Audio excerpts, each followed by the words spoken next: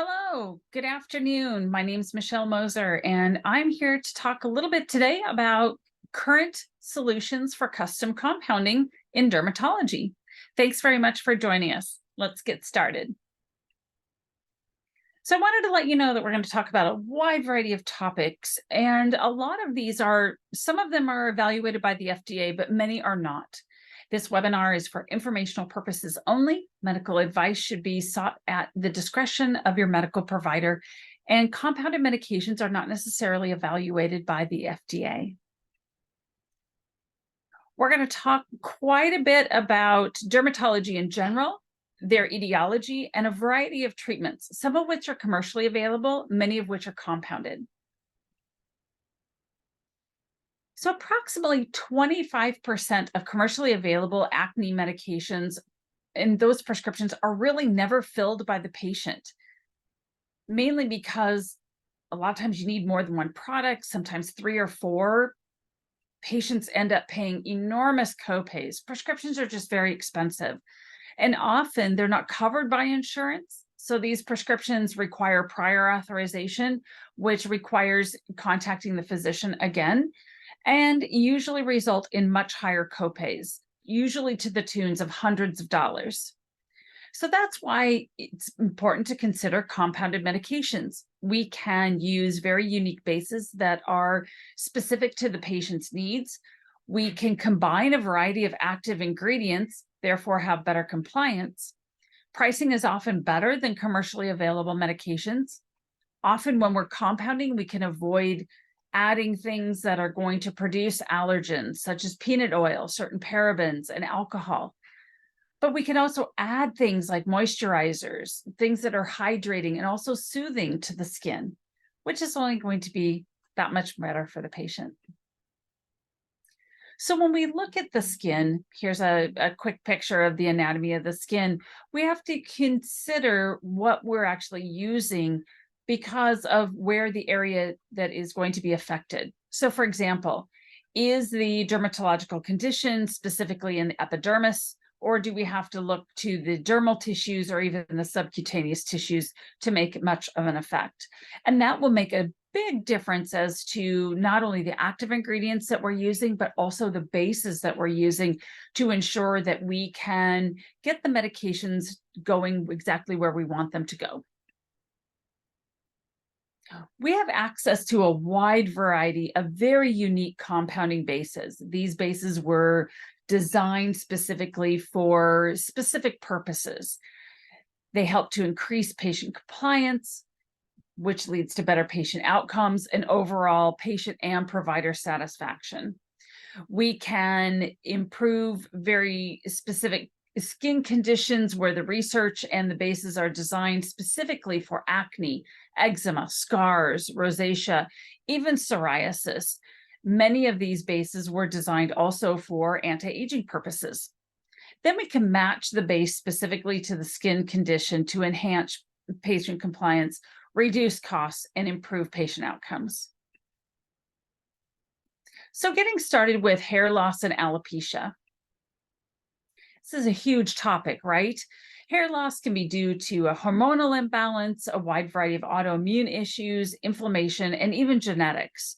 But did you know that there's a test available? It's a very easy cheek swab, and formulas can then be designed specifically to meet the unique needs of that patient, where the provider gets to be the hero.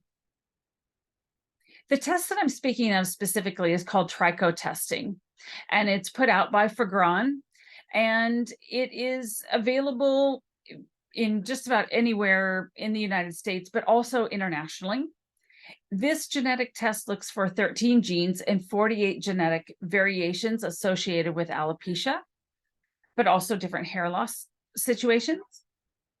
It's based on state-of-the-art DNA microarray testing. The algorithm provides for personalized treatment solutions from 175 million therapeutic alternatives. Genetic analysis is reproducible in 99.9% of the time. It's literally a simple cheek swab. Send it off to the lab. Results come back in about 5 weeks. The beauty of this is that it's literally one and done. We never have to repeat this process. Because when we know the phase of the hair growth that is affected, medications can be tailored to meet those exact needs. So when we take into a variety of factors that promote alopecia, such as increased testosterone levels, which can then lead to higher dihydrotestosterone levels, any type of hormonal changes, a wide variety of inflammatory situations, even toxins, pollution, stress, low levels of specific vitamins and minerals, and even blood circulation through the tissues. And of course, there's other issues involved as well. Often with compounded medications, we can use minoxidil in strengths anywhere from 2 to 10%. We can add steroids to that, such as hydrocortisone, fluocinolone. We can add tretinoin or retinoic acid, biotin, which will enhance hair growth, finasteride, which can actually break down or stop the production of dihydrotestosterone, which can lead to hair loss. And we can use topical low-dose naltrexone in a 0.1 to a 0.5%, maybe even up to a 1% concentration. What we've also found in the science that we've researched is that microneedling may improve patient outcomes. And in this case study that was a peer review and published in the International Journal of Compounded Medications, we see that topical minoxidil with biotin and finasteride was shown to be superior to Rogaine by itself. And that we can also see that we can combine minoxidil with an ophthalmic product called latanoprost to then further enhance hair growth. This is a prostaglandin that stimulates the anagen phase and converts the telos hair into a terminal hair. But we've also seen studies that show that oral minoxidil in very small doses, anywhere from 0.25 to 1 milligram, have been shown to be effective as well. It's a very interesting study. And if you'd like a copy of it, please email me and I will get that to you. So when we further look at hyperpigmentation, which is associated in women of certain ages, but also in a wide variety of men as well, that can be due to autoimmune diseases or even just changes in the gut, which are producing other other further metabolites. But when we look specifically at those medications that we use in hyperpigmentation, kojic acid actually blocks the tyrosine production. It helps with exfoliation, stimulates collagen, and improves skin's moisture. It's generally used in about a 2 to 6% concentration. Retinoic acid helps to increase cell turnover, stimulates collagen, elastin, and helps to fade pigment. It's usually used in strengths of 0.1 to 0.5%. Lactic acid is an alpha hydroxy acid, which exfoliates, improves moisture, stimulates collagen renewal, which produces firmness of the skin. And that is used in anywhere from 5 to 10%. Now, glycolic acid is actually the strongest of the alpha hydroxy acids. It exfoliates, reduces fine lines, helps fight acne, hydrates, and increases skin permeability. And it's used in anywhere from 1 to 2%. Vitamin C is a very powerful antioxidant that inhibits melanin production in concentrations of 1 to 5%. Azelaic acid is a tyronase inhibitor, which diminishes the appearance of blemishes as well. So that is also going to help with reducing pigment issues. That concentration is usually anywhere from 10 to 20%. Tranexamic acid as an antiplasmin activity that reduces the ability to produce melanin. It's used in a 3% topical preparation, but we can also use it in 250 milligram oral capsules. Niacinamide is a broad anti-inflammatory, aids in skin barrier repair, reduces sebum production, and reduces pore size.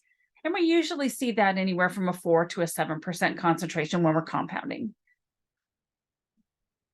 When we're looking at chemical peels to help reduce hyperpigmentation. There's a wide variety of chemical peels that are available commercially, and they usually have a very high loyal followings, mainly due to the presence of those products being promoted on social media, as well as that kind of branding.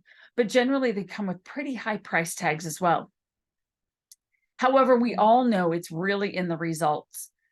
What we find is that chemical peels can be very affordable for providers to apply in the office, especially when compared to prices of devices that treat pigment, texture, and induce collagen synthesis.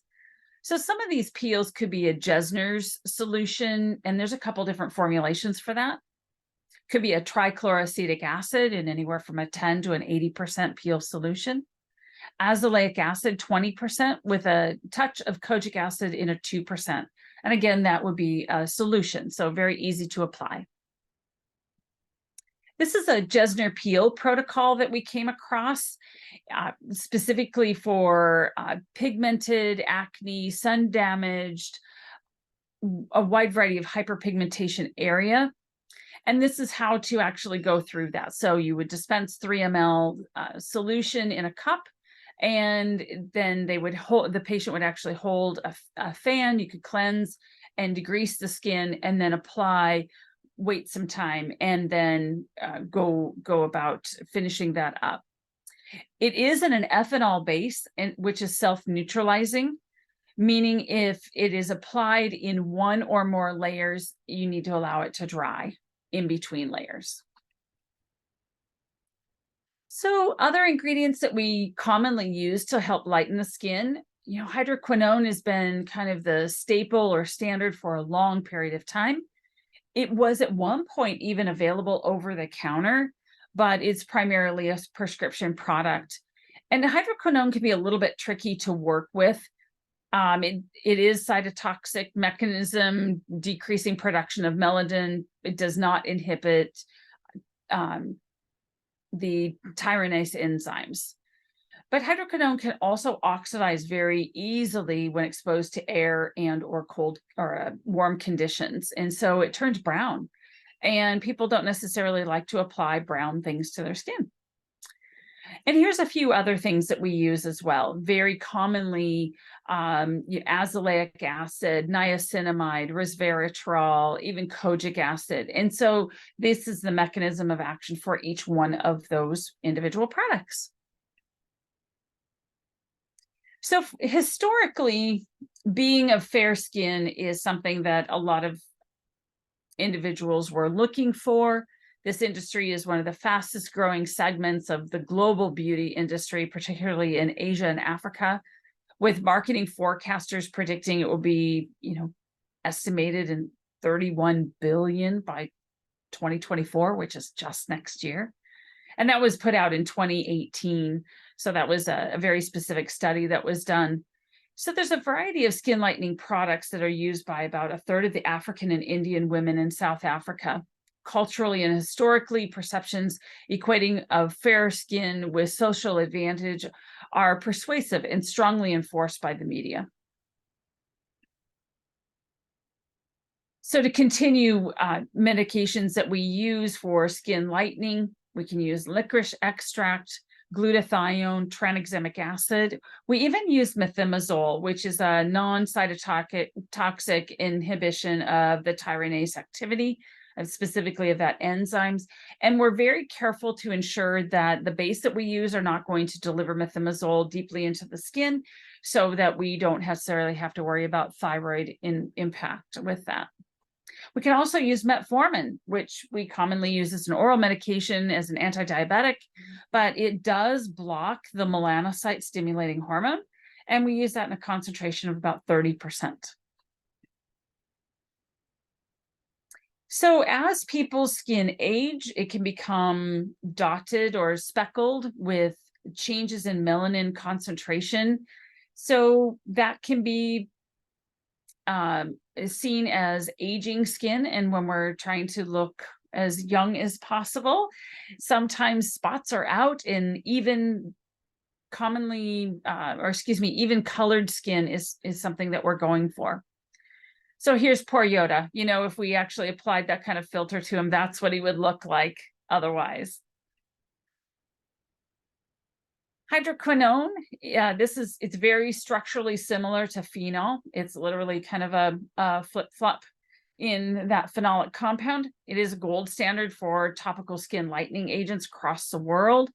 It does cause irritation, and there is the possible adverse event of ochronosis, and that is something we try very, very hard to alleviate.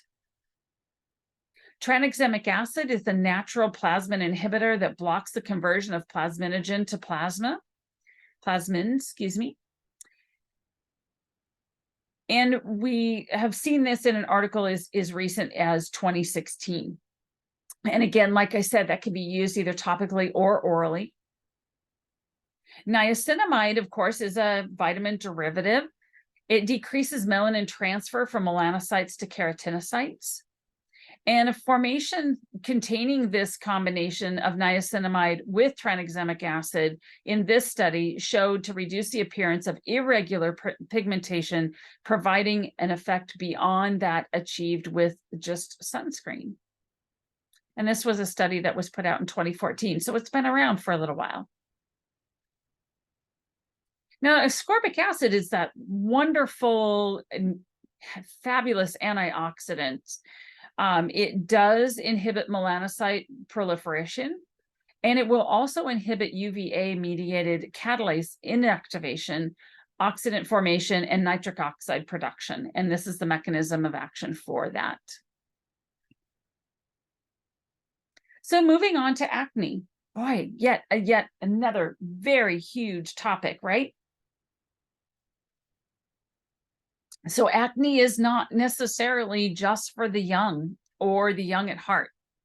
We also see acne that happens with hormone imbalance all throughout life. And that could be something that happens in the 20s, the 30s, but crop back up even in the 40s and 50s. Well, people, they want to feel young and they want to look as young as possible, but do they really want to have the acne associated with those teenage years?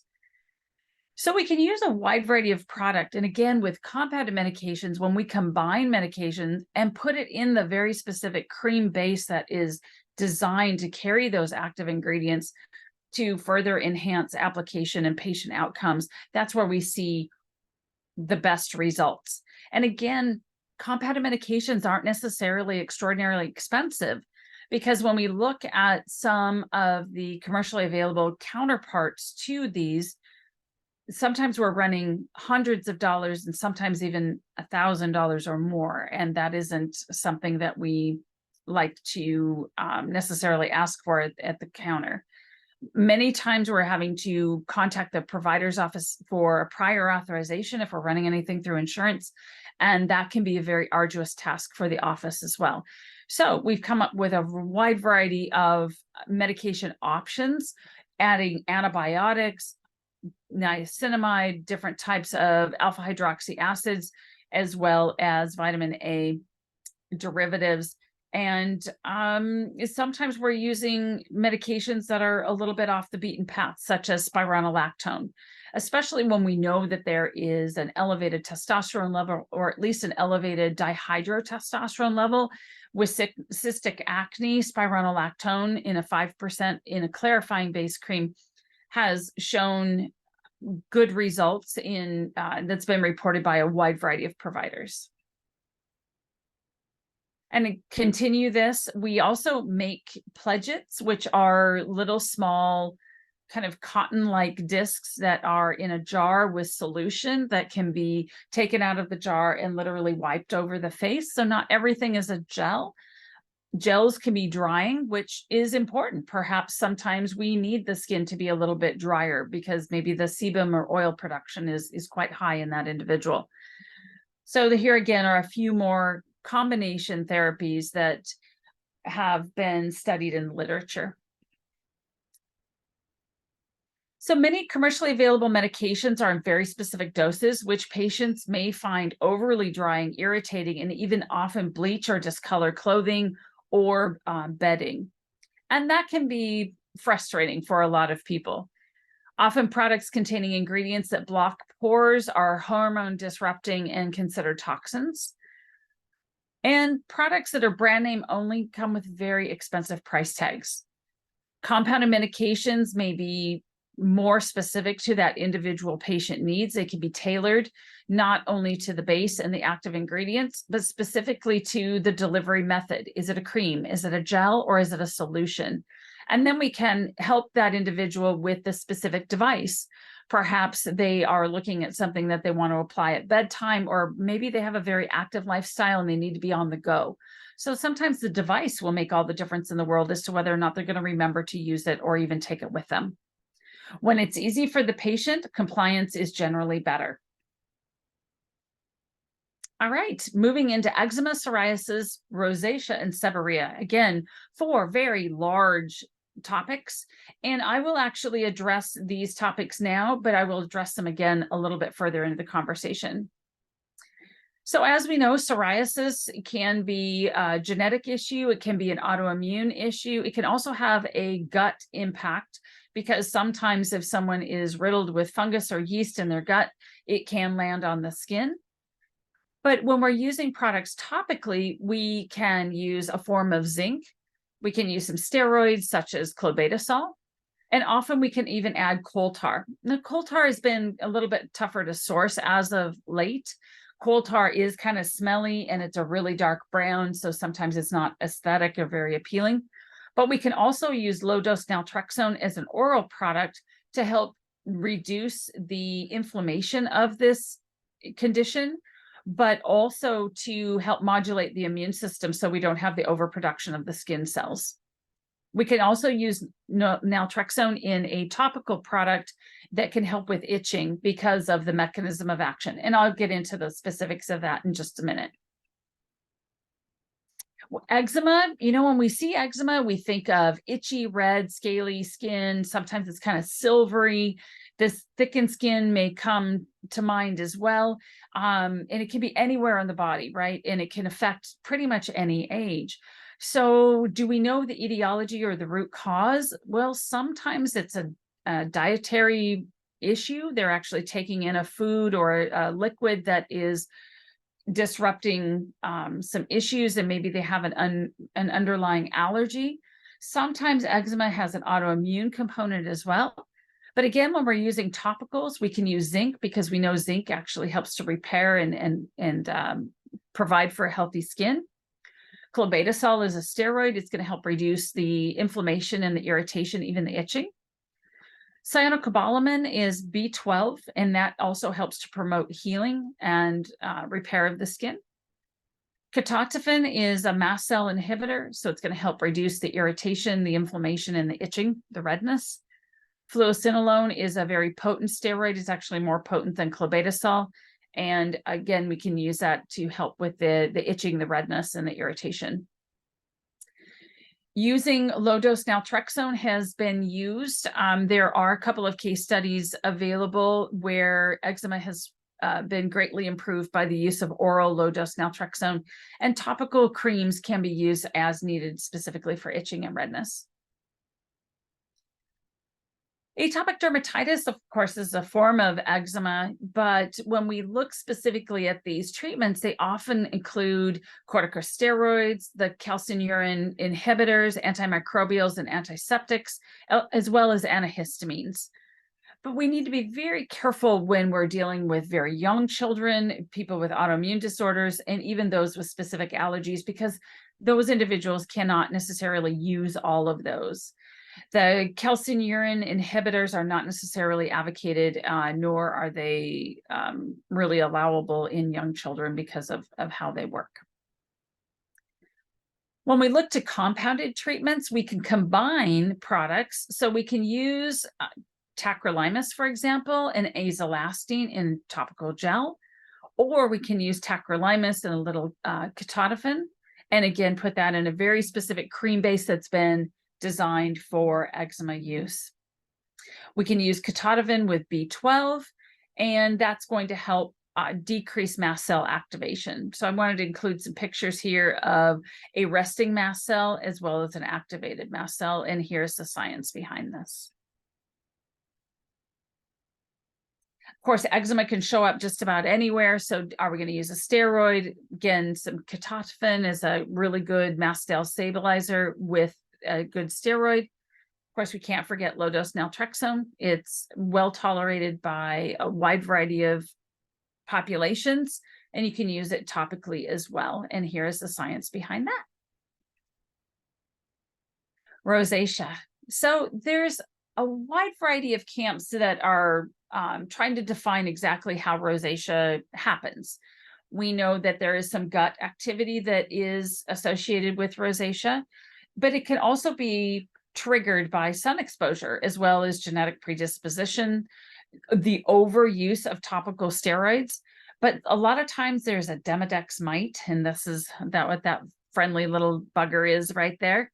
But also different types of infections such as chlamydia pneumoniae, as well as H. pylori. And then there can be some other irritation to the skin caused by a wide variety of other issues. There's a few different types of rosacea, and those present a little bit differently, whether there's flushing of the skin, persistent redness, or even visible blood vessels, or literally bumps and pimples that kind of come and go. So we see a wide variety of presentation. And we can therefore compound medication that is going to target exactly that individual that's in front of us. Metronidazole tends to be kind of a gold standard. It is commercially available in a gel, which is fairly drying as well. And we have to warn people that even if they're using metronidazole topically, please do not use alcohol or products that contain alcohol. They can still cause the disulfiram reaction, even with a topical product, and they will get sick. They will literally throw up. So no alcohol intake with that, whether it's a mouthwash, any type of a rinse. Even we have to be careful of other alcohol astringents for the face and skin as well. We can combine that with niacinamide to help reduce inflammation of the areas. To reduce the redness and itching, we can use oxymetazoline, we can use ketotifen, as well as zinc and doxycycline. Now we can actually use those in a capsule, and we can compound a 2-phase capsule so that some is released early and some is released later. Mainly because the serum half-life of doxycycline is anywhere from 12 to 25 hours, depending on if it's a single dose or a multiple dose in adults with normal renal function. And again, here is the study on that. Of course, again, depending on what we're trying to treat, decrease the redness, decrease the irritation, the itching, we can then bring in other medications such as brimonidine and niacinamide, azelaic acid, ketotifen, oxymetazoline, and in vitamin A derivative in tretinoin. If we throw some hyaluronic acid in there, that's going to help to hydrate the skin as well. And the reason why I bring these very specific studies up, or very specific products up, is because these bases are considered anhydrous. And we have some changes happening in our regulations that are going to be imposed very quickly. And after that, then we will have to change our beyond use dates, our expiration dates. And that has to fall back on water activity. And so anything that's in an anhydrous base, we can give it a longer expiration date, which usually satisfies our patients as well. So I just wanted to kind of toss in a little bit of that information if you're hearing patients complain about, well, it used to have an expiration date of 3 to 6 months, and now it only has an expiration date of 30 days. And that's because of the base that it can be put in. So talk to us, let us know what is going on, what you're hearing from your patients, and we can work with you to find a base that's going to work specifically for those active ingredients to then help your patients out a little bit. Now, seborrhea is something that affects people of all ages. It is a complex and multifactorial issue. Again, with a wide variety of dermatology situations, a lot of times we have to pay attention to what's going on in the gut. So is there yeast actually growing in the gut that is then being transferred to the skin? Is there a genetic issue? Is someone living in a very cold and dry climate? Are they stressed? And what is happening to their immune function? Sometimes people think it's seborrhea is because of poor hygiene. That's really not the case. And it's not necessarily an allergy, and it doesn't really harm the body. Although a lot of people are not happy with the way their skin looks, there's not necessarily anything else going on. Now, usually we lean toward cherolytics, such as salicylic acid, lactic acid, urea, even propylene glycol. But we can also look at antifungal agents such as ketoconazole or cycloperox, and we can add that to a shampoo or kind of a lotion that can be rubbed into the skin. We can add a little bit of zinc or even selenium sulfide, and maybe even make that into a cream. So whatever is going to work best for the patient. Sometimes we actually produce two different products. So one can be used in the morning and another one can be used in the evening. Sometimes we need to put a little splash of a topical steroid in there to reduce the itching and the irritation. And we can also use the calcineurin inhibitors like tacrolimus and such. But again, we're not going to use those in children because that is not indicated for that young of an individual. So ketoconazole 2% gel is commercially available. It's usually applied to the affected area for 2 weeks, but it's really, really expensive. So what else can we do?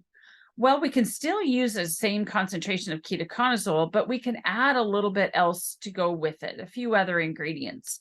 So maybe we want to reduce the itching and the scaling. Maybe we can do that with a little bit of zinc or some salicylic acid, maybe even a mild steroid, even throw in some niacinamide. And we can use that with anhydrous bases as well as other bases such as Zematop, and that can help promote the healing of the skin. And here are some references. So I've been asked quite a bit lately, specifically about viral infections. So herpes simplex treatments, whether they are herpes simplex 1 on the lip or herpes simplex 2 on the genital area. And what's really interesting is that a little teeny tiny tube of the brand name product or even the generic commercially available product is exorbitantly expensive. So this is data from that's probably 2 or 3 years old, but we can actually use acyclovir as an active ingredient, put it in a topical base or gel, even add a mucoadherent property to it as well. Throw in a little lidocaine because, you know, let's face it, those little bumps and blisters are painful. So if we can reduce and kind of numb that area, then maybe that individual can actually eat or drink something. And that's important. But when we're looking at fungal infections, you know, this affects pretty much everybody on the planet. And we do need to treat shoes because sometimes the fungus can actually sit in the shoes. But oral antifungal medications designed to attack nail fungus come with several side effects, including impaired liver function. So you have to do labs on a regular basis. There's a topical application of medication which is applied directly to the infected site. And usually it's improvement you'll see over 3 to 6 months, maybe even 9 months, depending on how deep that is. But in the meantime, it's important to shave that nail down, clip it, and then reduce the thickness of the nail so that when you are applying a topical product, it can actually penetrate and go directly to the targeted areas, because it's really not the nail, it's the nail bed where those dermatophytes are going to hang out. So we need to get back at there to actually take care of those. Nail paint products can be easily compounded with a variety of ingredients, and it literally can be put into a little bottle with a paintbrush on there so it can be applied just like a nail polish. It's usually used once or twice a day.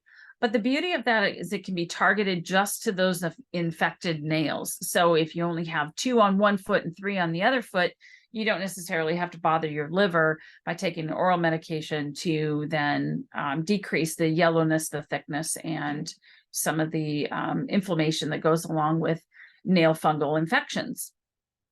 So this is just a few commonly used ingredients. Sometimes we'll put this in a DMSO base to enhance the absorption of these products and the penetration. But I wanted to bring up that ibuprofen in these concentrations is not only thought to reduce inflammation, but it may actually work as an antifungal as well. So it's interesting how the nonsteroidal anti-inflammatories have a variety of other activity. So some actually work to reduce tumor size that we use in the veterinary world, but we can also see that these medications can be helpful to trigger and actually go after fungus and yeast, as well as bacterium and some of the other protozoas. So each one has its own field or array of activity. Plantar warts can be painful. They can often find on the heel or the balls of the foot. They can be found around the nail bed as well. They're usually thought to be caused by a human papilloma virus. They're usually hard and grainy, and they can not only grow outward of the skin, but also deep into the skin. And there's a wide variety of over-the-counter treatments, such as salicylic acid. There's some freezing machines and/or surgery where it's actually carved out. However, there's a variety of compounded medications that we use as well, whether we're using salicylic acid, sometimes even fluorouracil, or Betelgeuse, which is cantharidin, and we can put that in a variety of different concentrations. But even cimetidine is thought to be antiviral. Sometimes we can combine these products to kind of mix them up and actually work for that individual's issues. When we're looking at genital warts, they tend to be a small bump on the genital tissues, those very soft tissues. They can be painful. They're very easily transmitted, and they can there are vaccines that are available, but we can very easily compound medications to work specifically on that area. They can also be lasered off or surgically removed. Generally, some of these medications, like the podophyllin 20% topical gel or suspension, are applied in the office, so they're not necessarily dispensed for the patient to be using at home. So then leading into actinic keratosis. So this is a scaly spot on the skin. It's usually due to sun damage. It can present as kind of a scaly area that maybe has a little bit of a brown texture or tint to it. It can often be considered a precancerous skin lesion, either through squamous cell carcinoma or even a basal cell, and which is very common. And those are just very specific types of skin cancer, but can be treated with commercially available products such as fluorouracil. But fluorouracil can be very potent and can actually increase sensitivity of the skin to sun and to solar rays. It's usually used in a concentration of anywhere from 0.5 to 5%. This is a study that was done showing the efficacy of fluorouracil. What we also find is that sometimes we're able to combine fluorouracil with salicylic acid, or even make a solution or an applicator type product with that. We want to make sure that this is not applied anywhere near the eyes, nose, or mouth, and it's not being applied to skin that is directly open or irritated. We want to make sure that we're washing our hands before and after use, and allow it to dry for at least 10 minutes before moving on. So whether we're putting this in a cream base or in a topical solution, either way, it can be applied in the office or for home use. And here's a couple of studies from 2016 and 2017. So let's talk a little bit about low-dose naltrexone, and we'll get to that in just further into this in just a second. So generally, these dermatological diseases are an expression of a malfunctioning immune system. I mean, I think we could probably classify most disease as that. So the immune system is regulated by endorphins, which are primary action on opiate receptors. And we see opiate receptors in a variety of tissues, including the gut. So the levorotary naltrexone can block opiate receptors such as the mu, kappa, and delta, resulting in upregulation of the endorphin production, which positively modulates the immune system. So that means that it doesn't cause the immune system to be hyper or hypo. It literally says, let's do some normal activity here. So subtypes of endorphins can express cell proliferation. However, the dextrorotary side of naltrexone is a potent antagonist of the toll-like receptors, which are present in macrophages, dendritic cells, neutrophils, B lymphocytes, mast cells, and monocytes. This can be suppressing cytokine production and also suppressing tissue necrosing factor. It can also block a variety of toll-like receptors, of which there are approximately 10. And some are specific to dermatology issues. So for example, TLR9 is found on the cell surface. And when we use low-dose naltrexone, we have science that can show us that it will reduce the inflammation associated with that. So found on most immune cells are macrophages, monocytes, natural killer cells, T helper cells, beta cells, mast cells, dendritic cells, and microglia. And microglia make up for the majority of what's actually happening in the brain as well. Toll-like receptors are also found in the epithelium, the endothelium, and fibroblasts. And they are both found inside the cell as well as outside the cell. So when we use low-dose naltrexone, we can go back in history as to how has this really been very helpful. So naltrexone is not a new drug. It was developed in 1964 to be a morphine antagonist, literally shown that if we were going to prove how morphine was going to work, we had to be able to turn it off. So that's where we found this. But was then found 20 years later that naltrexone can affect endorphins, which can be considered as immune modulators. So maybe naltrexone can be used as a tool in the field of immunology. But Dr. Bahari was the first clinician to record immunological effects of low-dose naltrexone. So naltrexone is considered a hormesis drug. So what that means is that it works very differently in high concentrations versus low concentrations. And that's where it can be a little bit confusing because not very many drugs are actually hormetic drugs. So we have seen that in Dr. Bahari's research and also Dr. Zygon's research, there's a few others as well, when they were looking specifically at AIDS and HIV patients, many of those individuals were gay men, not necessarily IV drug users, but when he was looking specifically at gay men, many of them were also alcoholics. And naltrexone at typical doses of 50 to 300 milligrams, we use in alcohol overuse syndrome. However, back in the 80s, we didn't have direct billing of insurance, and many people didn't have insurance. Therefore, they had to pay out of pocket.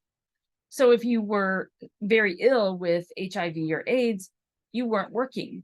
So to save money, they would break up the tablets. And literally, Dr. Bahari found that his patients were getting better. Their T cells scores were actually increasing, not decreasing, but increasing.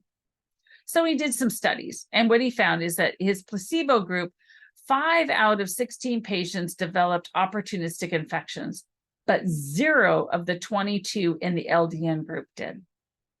That's fascinating detail. Then Dr. Ian Zygon took over. He has, at this point, many more than 29 years of research on endorphins and LDN.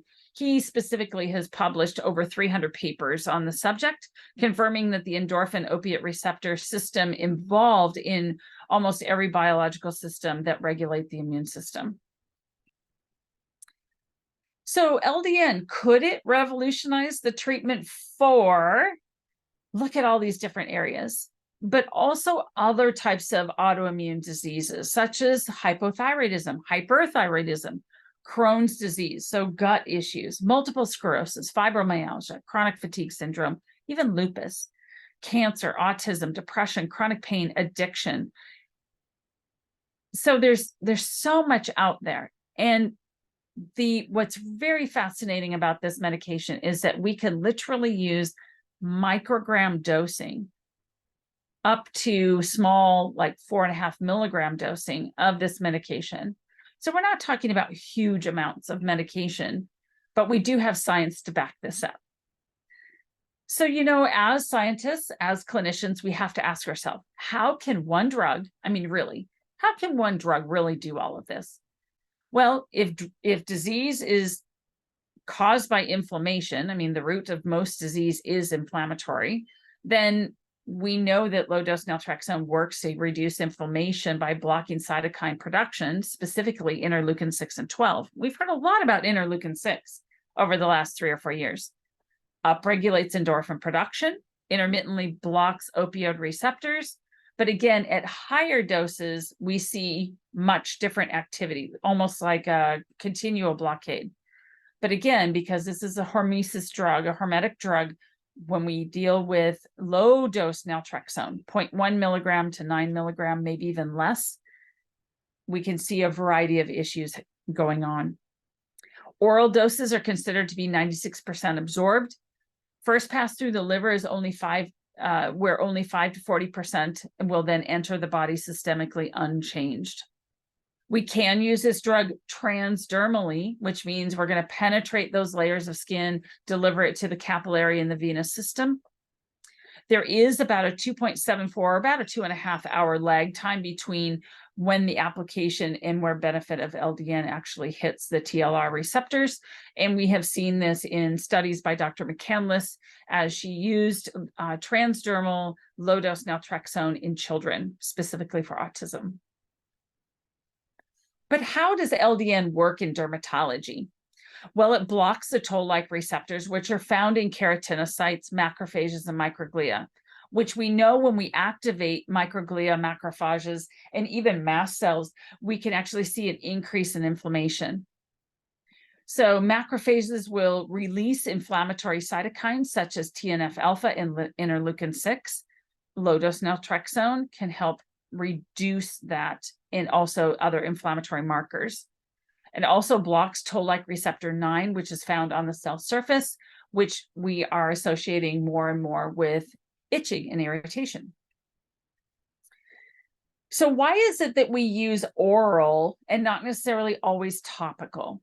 Well, we don't see the same interaction with all of the toll-like receptors as well as the interaction with the endorphin system with just topical application. So topical means that it just sits on the layers of the few layers of the skin. It doesn't actually penetrate to go through into the capillary system or the venous system. That is considered transdermal when it actually will transverse and go through. So topical means literally just on the surface. Transdermal means it will actually be systemically absorbed. But back in 2009, this double-blind placebo-controlled study of 38 patients with eczema complaining with pruritus as well. 20 of those were given placebo, 18 were given low dose, or were given actually high dose naltrexone for 2 weeks. So in both groups, they had decreased VAS scores that were observed, but naltrexone showed to be significantly more effective than the placebo. And this is the science, this was the study that was done, and we have even more science to show efficacy of that. So then in 2016, 18 patients with antihistamine-resistant severe pruritus, we saw that they were, the patients actually showed in their words that they were much improved, reporting a 50% decrease in the pruritus or the itching and irritation intensity. Another 6 patients reported almost complete resolution of their pruritus. But 88.9% of those in the study, so 16 out of 18 patients showed symptomatic improvement, and only 2 had persistent pruritus after that. 5 of the 18 had reported side effects such as insomnia, fatigue, and constipation. but these reactions were either limited to the first 2 weeks or were well managed after that.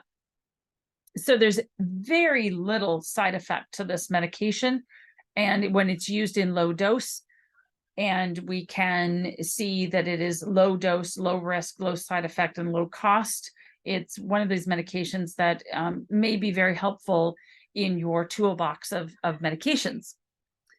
And these studies that were done in the JAMA Dermatology issue back in February of 2019, and again in March of 2019 in the current drug targets, they showed these outcomes. So specifically making naltrexone a promising alternative or an adjunct drug in dermatology therapy. So it's emerging as an alternative form, an alternative option for a wide variety of patients. And this is a study that was done in 2020 in a non-randomized clinical trial of 71 patients with plaque psoriasis and only one with psoriatic arthritis. These patients were all over the age of 13. And here are the scores on that. And basically what we saw is that there was, the patients reported much improvement with the use of low-dose naltrexone in psoriasis versus other treatments, before and after treatments. This is a 2018 case report of a 60-year-old white woman with a history of moderate generalized plaque psoriasis covering 10% of her body. She did not have a history of active joint pains or swelling, so we didn't suspect psoriatic arthritis. These areas were well demarcated. They were scaly. They were red and itching, and they were covering about 10% of her total body surface area. After using low-dose naltrexone, she reported that the amount of her body surface area reduced from 10% to 1% over 6 months. She continued to have remission to the date of the publication of this report in the JAAD case report from 2018. So this is Dr. Leonard Weinstock, Dr. Jill Cotell, as well as their colleagues looking at low-dose naltrexone therapy for psoriasis. And this was published in the International Journal of Pharmaceutical Compounding in March to April of 2020. And they found that there was marked improvement seen by 53% of the 15 patients. They found that low-dose naltrexone was not only safe, but inexpensive and appears to be effective in this open label study. And then further, Dr. Bridget Lee, Dr. Burke Elston showed that the uses of naltrexone in dermatological conditions, this was published in 2019, went back to low doses resulted in intermittent blockade with an increased ligand receptor expression potential effect, meaning that it reduced the amount of inflammation and cell adhesion, as well as keratinocyte proliferation and migration. Low-dose naltrexone was demonstrated to be effective in treating patients with Hailey-Hailey disease. Further dose range studies are needed. But again, Hailey-Hailey disease is one of those situations that can be very debilitating, can decrease the productivity of patients, and can be compromising not only in their personal effect, but also in their professional effect. This study from 2017 was specifically on lichen planopilaris, where they showed there was some benefit of using low-dose naltrexone in 4 patients. This was a study again on Hailey-Hailey disease. 3 patients were giving low-dose naltrexone, worked up to 3 milligrams every night at bedtime. Eventually, 2 of the patients worked up to 4.5 milligrams every night at bedtime. So again, very small doses. And this study was published in 2017. So again, more on Hailey-Hailey disease in the pemphigoid benign familial use. They used low-dose naltrexone. Again, using very small doses, and they actually started at 1.5 milligram and worked up to 3 milligram. When patients reported 80% improvement of the extent of the disease. More on Haley. Again, a very fascinating reports using low-dose naltrexone. And we're going to get into the dosing of this and how to actually prescribe this as well. So alopecia areata, boy, that is a tough condition, and it affects people very young as well as continues throughout their aging process. Regarding alopecia, the use of low-dose naltrexone in this study specifically from 2019 reported there was a reduction of symptoms of the itching, the redness, and also decreased scalp inflammation. Pretty incredible. And the current treatment of alopecia areata methods are limited effectiveness and more successful in treatment with less extensive forms of the disease. So when we're looking to prescribe low-dose naltrexone, you want to start low and go slow because one size does not fit all. And so what I mean by that is that sometimes we need to start at very low dose, maybe even a 0.1 milligram, and increase that dose by every 7 days, just adding that same dose over and over again until we work up to somewhere between 3 and 4.5 milligrams. We usually start this dosing at once a day at bedtime. But if patients complain of disturbed sleep, maybe vivid dreams or insomnia, we just simply move the dose to the morning. If they complain about it's sedating, then we can use it at dinner time. So it really doesn't matter when we use it. It seems to be about equally as effective. Sometimes we will add a morning dose, so it will be prescribed twice a day, especially if there's quite a bit of pain resolved with that. But what we find, especially with autoimmune-derived dermatology issues, once a day is quite fine. We're usually using oral capsules, oral tablets to increase compliance. And we also give them a wide variety of diagrams and charts to make it as easy as possible for patients. So this is what I mean. Here are some of the patient charts that we hand out with our low-dose naltrexone starter kit. So in this situation, these are capsules. We're going to start with a 0.5 milligram. We literally give them 2 strengths and 2 different colored bottles, so it's easy to differentiate. And then using the chart, they literally read left to right and follow the instructions. And so over 9 weeks, they're actually working up to 4.5 milligram. However, some people find that when they increase their dose, they don't feel as good as what they did last week. And in situations like that, we just simply say, no problem, get a hold of the pharmacy, we'll talk to the provider, and we literally move the dose back to where they were. Often less is more. It's not about meeting a therapeutic blood level. It's really about the dose that is going to work for that individual. So that is sometimes a little more difficult to kind of wrap our head around as to how much are we really supposed to use and in what condition do we actually start the dose at. Well, when we're using liquid suspensions, usually an oil base such as almond oil, olive oil, or MCT oil, we can very carefully titrate that dose. Many times people with autoimmune conditions or a variety of chronic disease states tend to be very, very sensitive to medications. They can be sensitive to the fillers as well. So that's why we have a variety of options for patients to ensure that we can find what's best and what's going to work for that person. We really want everyone to lead very healthy, productive lives in the best manner that they possibly can. So we start with little tiny capsules. Tablets are sometimes even smaller, make it very easy to swallow. Sometimes compounding pharmacies will add colorants to make sure that it's thoroughly mixed. But it's important to also make sure that quality assurance is being performed on every batch. Pricing is usually better with a 90-day supply.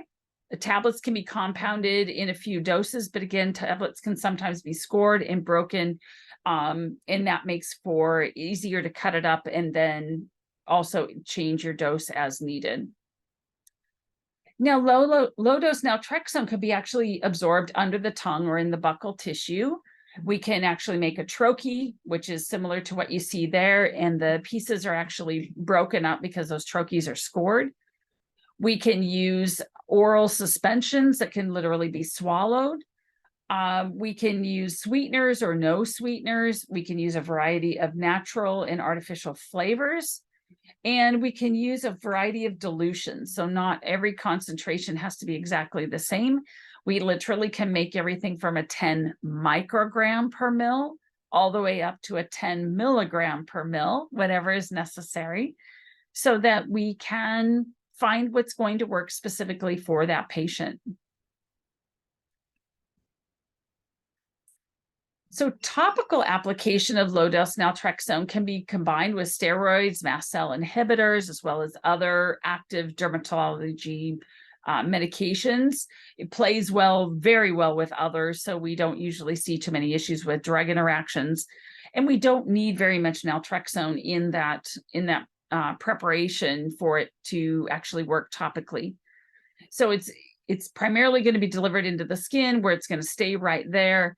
And the depth of the application will depend on the components of the base. But again, topical application is usually used as needed, and it doesn't necessarily replace oral application of low-dose naltrexone.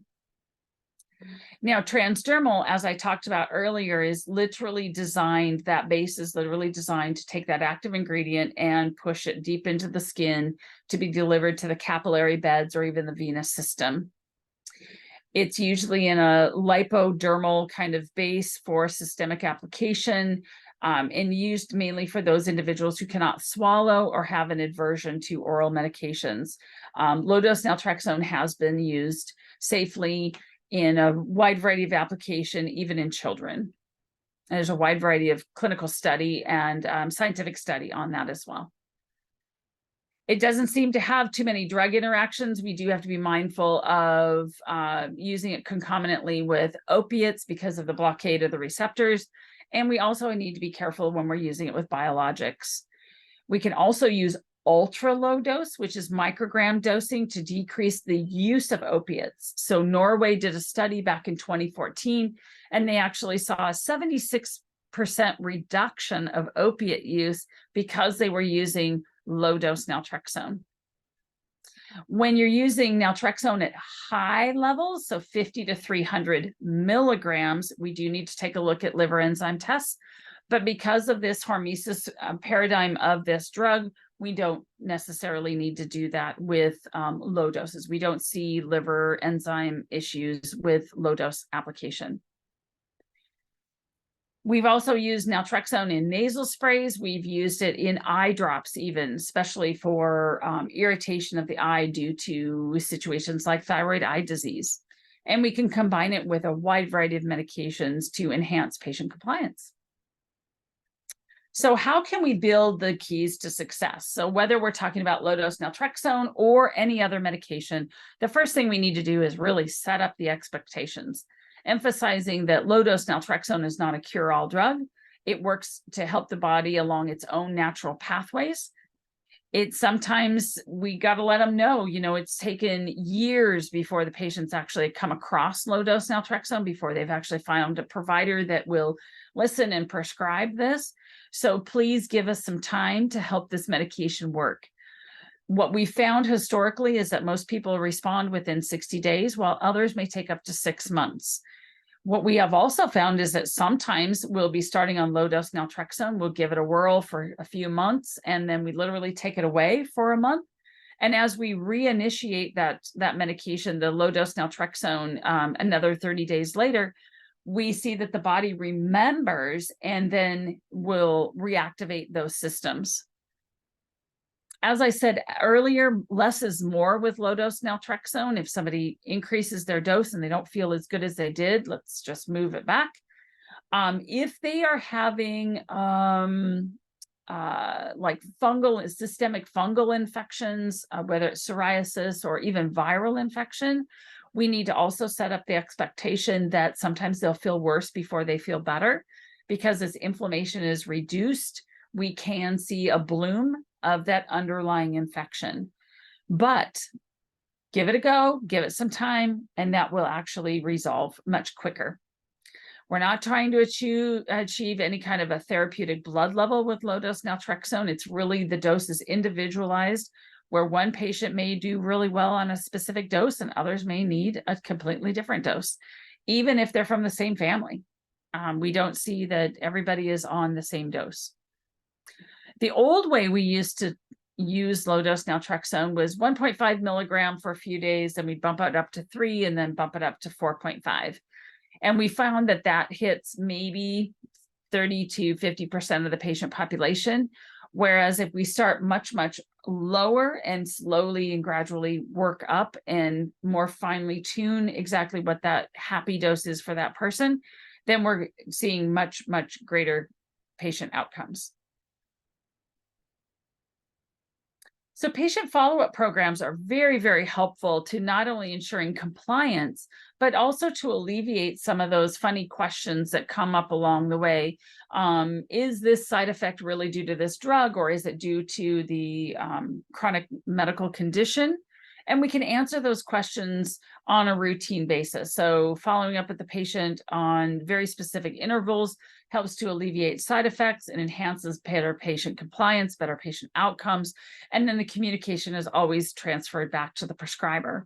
Now, there are electronic formats that actually help patients to determine their rate of better outcomes and help enhance compliance as well.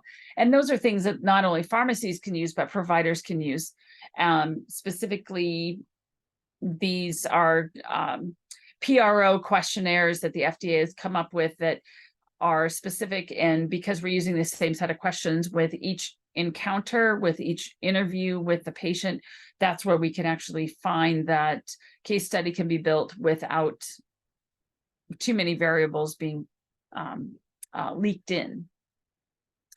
Of course, anytime we give the ownership of care back to the patients, we're empowering them to really take better care of themselves. That allows for less phone calls back to the office, less insignificant office visits. We can see better patient mental health, increased patient compliance, and just better overall patient outcomes. So at this point, along with some of the other medications that we've mentioned, it's really a matter of why not use LDN. With the safety margins that we've seen, there's over 900 published articles and case study on low-dose naltrexone. There's 30, 40 years of scientific research that gone into LDN, and we continue to see benefit. It is low risk, low side effect, it's low dose, and it's low cost.